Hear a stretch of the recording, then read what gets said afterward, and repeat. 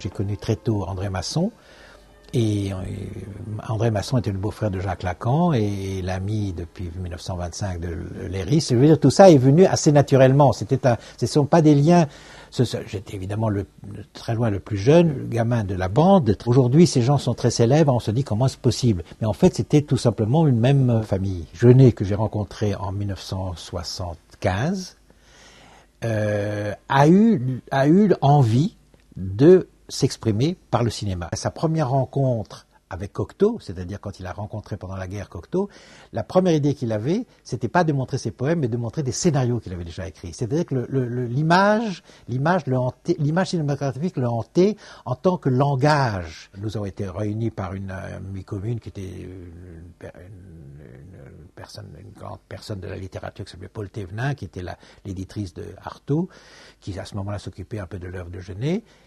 Et comme elle me connaissait depuis longtemps, comme j'avais pratiqué au fond cette espèce de ce flirt avec le cinéma, mais d'une façon assez privilégiée, parce qu'avec Malle, sur ces films, les quelques réalisations que nous avons fait ensemble, au fond, je suis crédité de collaboration à la mise en scène ou directeur artistique, c'est-à-dire que j'étais un collaborateur, j'avais autorité sur l'image entièrement.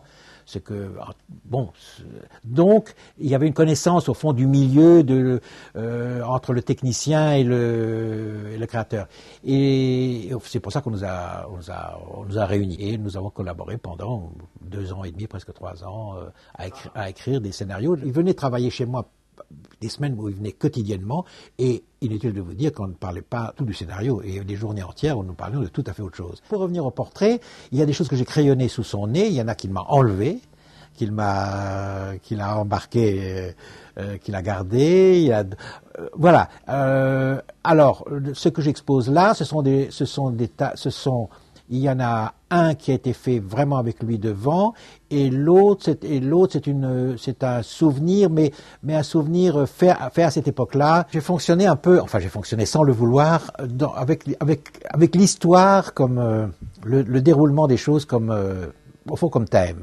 Alors, quant à la Sainte-Victoire, c'est tout simplement que j'ai habité la maison d'André Masson, qui était à la sortie de Aix-en-Provence, qui a une vue sur la Sainte-Victoire. Je n'avais aucun lien avec l'Anjou, mais ça m'a été attribué dans un cadre de relations très longues avec une grande famille. Et donc, c'est un héritage. La seule rencontre tardive que j'ai fait dans ce domaine, c'est Julien Gracq, parce qu'il était très voisin, qui s'est intéressé à l'œuvre de Masson.